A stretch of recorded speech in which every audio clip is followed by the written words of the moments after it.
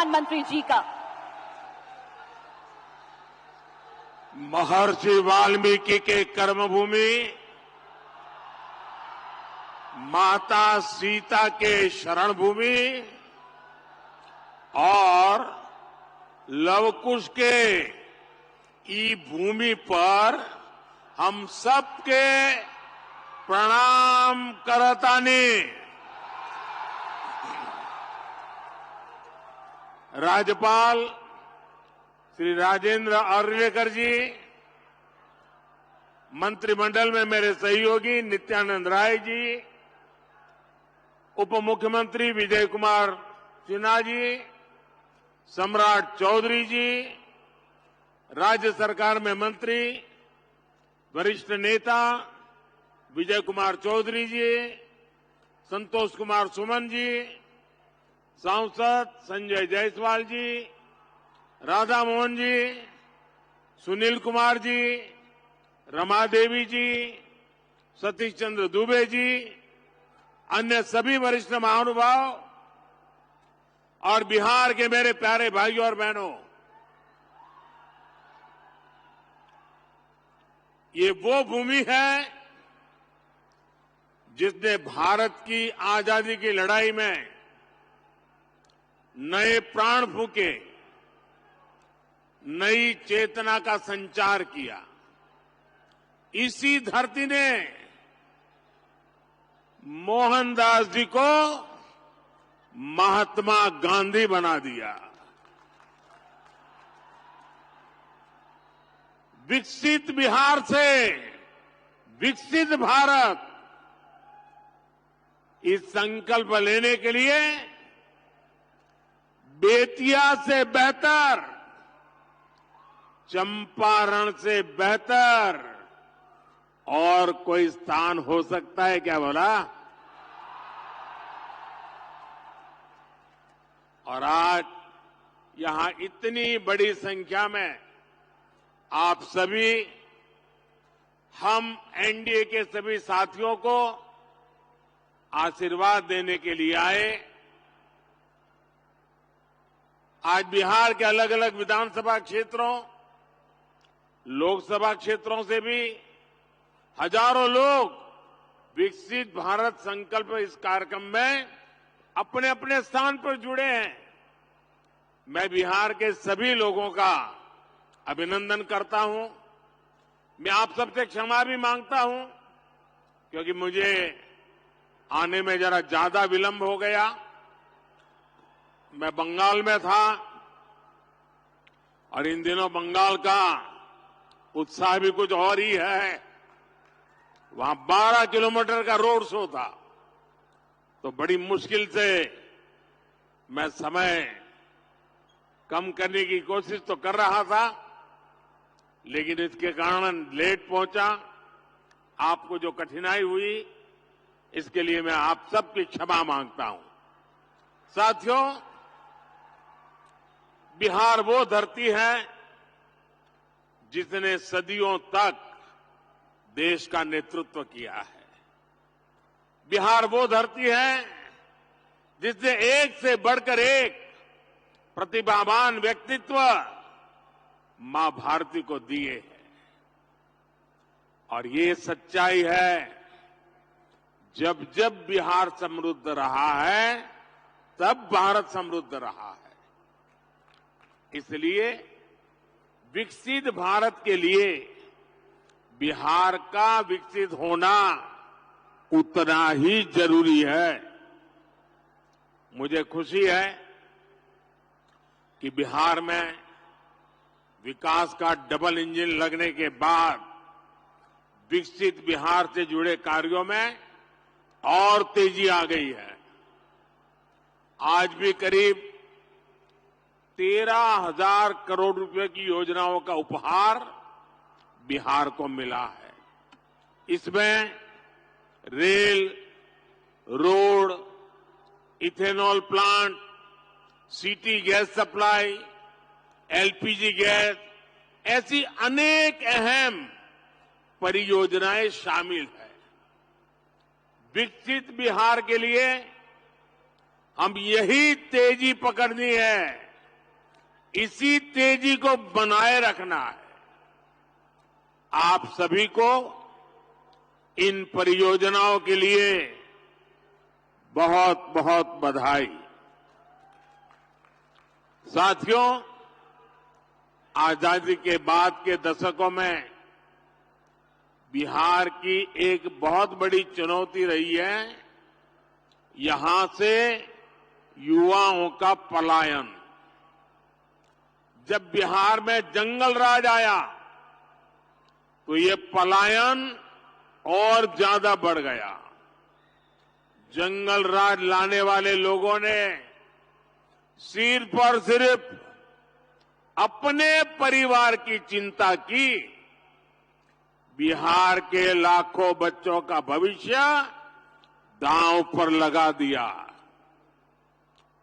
बिहार के मेरे नौजवान साथी दूसरे राज्यों के दूसरे शहरों में रोजी रोटी के लिए जाते रहे और यहां एक ही परिवार फलता फूलता रहा। किस तरह एक एक नौकरी के बदले जमीनों पर कब्जा किया गया। क्या कोई भी व्यक्ति सामान्य मानवी को इस प्रकार से लूटने वालों को माफ कर सकता है क्या? माफ कर सकता है क्या? क्या ऐसे लोगों को माफ कर सकते हैं क्या? बिहार में जंगल राज लाने वाला परिवार बिहार के युवाओं का सबसे बड़ा गुनहगार है। जंगल राज के जिम्मेदार परिवार ने बिहार के लाखों नौजवानों से उनका भाग्य छीन लिया। ये एनडीए सरकार है जो इस जंगल राज से बिहार को बचाकर इतना आगे लाई है। साथियों, एनडीए की डबल इंजन सरकार का प्रयास है कि बिहार के युवा को यही बिहार में नौकरी मिले, यही बिहार में रोजगार मिले। आज जिन हजारों करोड़ रुपयों की परियोजनाओं का लोकार्पण और शिलान्यास हुआ है, उसके मूल में भी यही भावना है। आखिर इन परियोजनाओं के सबसे बड़े लाभार्थी कौन है? इसका सबसे अधिक लाभ उन नौजवानों को होगा जो अभी रोजगार करना चाहते हैं, जो स्कूल कॉलेज में पढ़ रहे हैं। आज गंगा जी पर 6 लेन के 6 लेन के केबल आधारित ब्रिज का शिलान्यास हुआ है। बिहार में 22,000 करोड़ रुपए से 1 दर्जन से अधिक पुल पर काम चल रहा है, जिनमें से 5 पुल तो गंगा जी पर बन रहे हैं। ये पुल, ये चौड़े रास्ते ही वही तो विकास का मार्ग बनाते हैं, उद्योगों को लाते हैं। ये जो बिजली से चलने वाली ट्रेनें चल रही है, वंदे भारत जैसी आधुनिक ट्रेनें चलने लगी है, ये गति किसके लिए है? ये उन नौजवानों के लिए है जिनके माता पिता ने ऐसी सुविधाओं के सपने देखे थे। ये जो इंफ्रास्ट्रक्चर बन रहा है, ये रोजगार का बहुत बड़ा माध्यम होता है। इसमें मजदूर हो, ड्राइवर हो, सर्विसेज से जुड़े लोग हो, इंजीनियर हो, ऐसे अनेक क्षेत्रों के रोजगार इससे पैदा होते हैं, यानी को बल मिलने वाला है। साथियों, ये जितनी भी नई ट्रेनें चल रही हैं, पटरियां बिछ रही हैं, ये सब कुछ आज भारत में ही बन रहा है। मेड इन इंडिया है, यानी इसमें भी भारत के ही लोगों को रोजगार मिल रहा है। बिहार में भी रेल इंजन बनाने वाली आधुनिक फैक्ट्रियां एनडीए सरकार ने बनाई है। आज पूरी दुनिया में डिजिटल इंडिया की बहुत बड़ी चर्चा है। और मैं आपको एक बात और बोलूं, आज कई विकसित देशों में भी ऐसी डिजिटल व्यवस्था नहीं है जो बेतिया में, चंपारण में उपलब्ध है। विदेशी नेता जब मुझसे मिलते हैं तो पूछते हैं कि मोदी जी, आपने ये सब इतनी जल्दी कैसे किया? तब मैं उन्हें कहता हूं कि ये मोदी ने नहीं, ये भारत के नौजवानों ने किया है।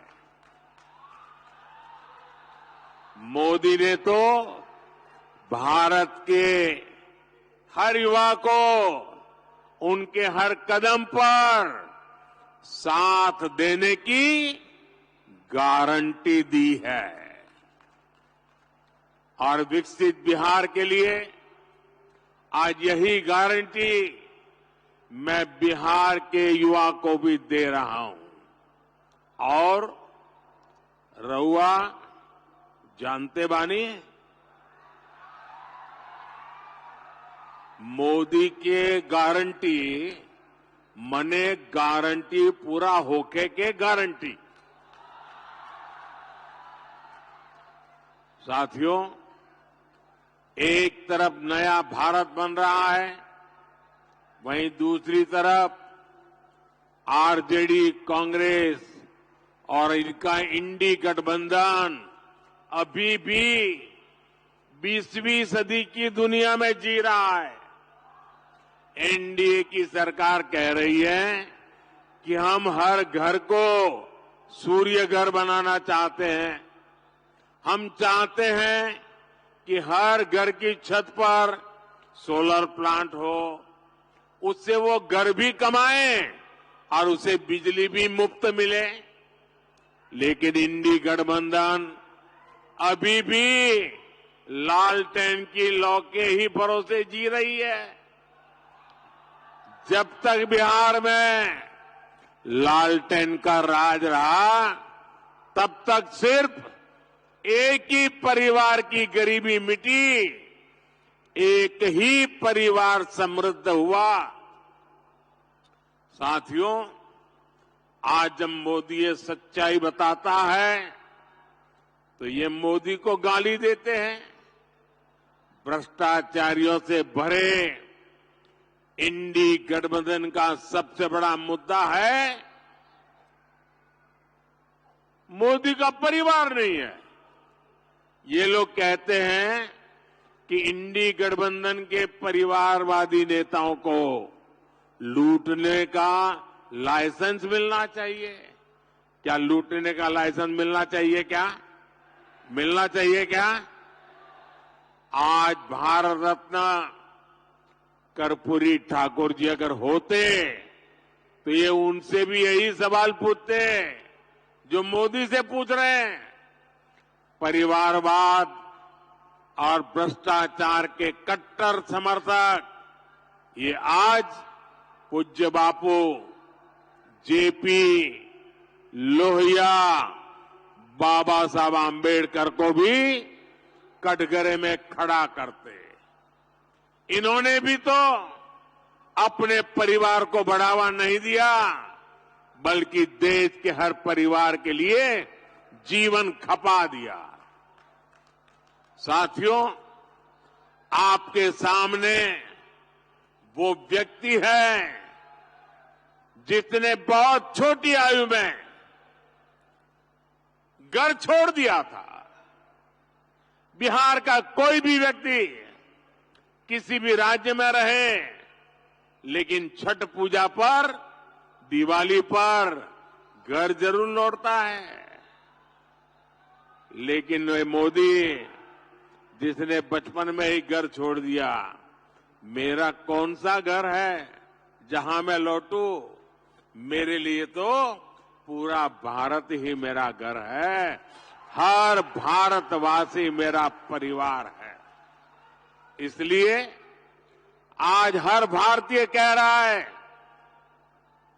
हर गरीब, हर नौजवान कह रहा है, मैं हूं मोदी का परिवार। मैं हूं अंबानी मोदी के परिवार। साथियों, मैं गरीब की हर चिंता खत्म करना चाहता हूं। इसलिए मोदी अपने गरीब से गरीब परिवार को मुफ्त राशन दे रहा है, मुफ्त इलाज की सुविधा दे रहा है। मैं चाहता हूं कि महिलाओं की जिंदगी से कठिनाइयां कम हो, इसलिए मोदी महिलाओं के नाम पक्के घर दे रहा है, टॉयलेट दे रहा है, बिजली पहुंचा रहा है, गैस का कनेक्शन लग रहा है, नल से जल की सुविधा हो रही है। ऐसी चीजों पर काम कर रहे हैं। मैं चाहता हूं कि मेरे देश के नौजवानों का भविष्य बेहतर हो। इसलिए मोदी रिकॉर्ड संख्या में मेडिकल कॉलेज बना रहा है, एम्स बना रहा है, आईआईटी बना रहा है, आईआईएम बना रहा है। ऐसे आधुनिक शिक्षण संस्थान मेरे नौजवानों के भविष्य के लिए बना रहा है। मैं चाहता हूं मेरे देश के किसानों की आय बढ़े, वो और सशक्त हो। इसलिए मोदी अपने अन्नदाता परिवार को ऊर्जादाता और उर्वरक दाता बना रहा है। आज बिहार समेत देश भर में इथेनॉल के प्लांट लगाए जा रहे हैं। कोशिश यही है कि गन्ना किसानों, धान किसानों की उपज से देश में गाड़ियां भी चले और किसानों की कमाई भी बढ़े। कुछ दिन पहले ही एनडीए सरकार ने गन्ने की खरीद का दाम 340 रुपये प्रति क्विंटल कर दिया है। कुछ दिन पहले ही एनडीए सरकार ने दुनिया की सबसे बड़ी अनाज भंडारण योजना शुरू की है। इसके तहत देश में, बिहार में हजारों गोदाम बनाए जाएंगे। बिहार के मेरे छोटे छोटे किसान परिवारों का जीवन आसान हो, इसके लिए पीएम किसान सम्मान निधि के तहत भी उन्हें हजारों करोड़ रुपए की मदद दी गई है। यहां बेतिया के ही किसानों को करीब करीब 800 करोड़ रुपए पीएम किसान सम्मान निधि के मिले हैं। और इन परिवारवादियों ने आपके साथ क्या किया, इसका एक उदाहरण मैं आपको देता हूं। यहां बरौनी का खाद कारखाना कब से बंद पड़ा था? इन परिवारवादियों को कभी इसकी चिंता नहीं हुई। मोदी ने किसानों को, मजदूरों को इसे फिर से शुरू करवाने की गारंटी दी थी। आज ये खाद कारखाना अपनी सेवा दे रहा है और नौजवानों को रोजगार भी दे रहा है। और इसीलिए ही लोग कहते हैं मोदी की गारंटी यानी गारंटी पूरा होने की गारंटी।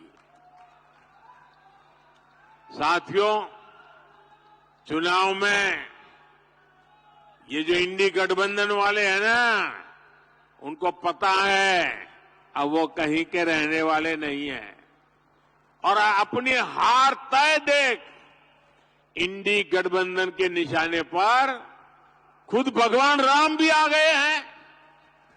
यहां बेतिया में मां सीता की अनुभूति है, लव कुश की अनुभूति है। इंडी गठबंधन के लोग जिस तरह प्रभु श्री राम और राम मंदिर के विरुद्ध बातें बोल रहे हैं, ये पूरे बिहार के लोग देख रहे हैं और बिहार के लोग ये भी देख रहे हैं कि भगवान श्री राम का अपमान करने वालों का साथ कौन दे रहा है। यही परिवारवादी हैं जिन्होंने दशकों तक रामलला को टेंट में रखा। यही परिवारवादी है जिन्होंने राम मंदिर न बने इसके लिए जी तोड़ कोशिश की। आज भारत अपनी विरासत, अपनी संस्कृति का सम्मान कर रहा है, तो इन लोगों को इसकी भी परेशानी हो रही है। साथियों, ये क्षेत्र प्रकृति प्रेमी थारू जनजाति का क्षेत्र है। थारू समाज में प्रकृति के साथ प्रगति की जो जीवन शैली हम देखते हैं, वो हम सबके लिए सबक है।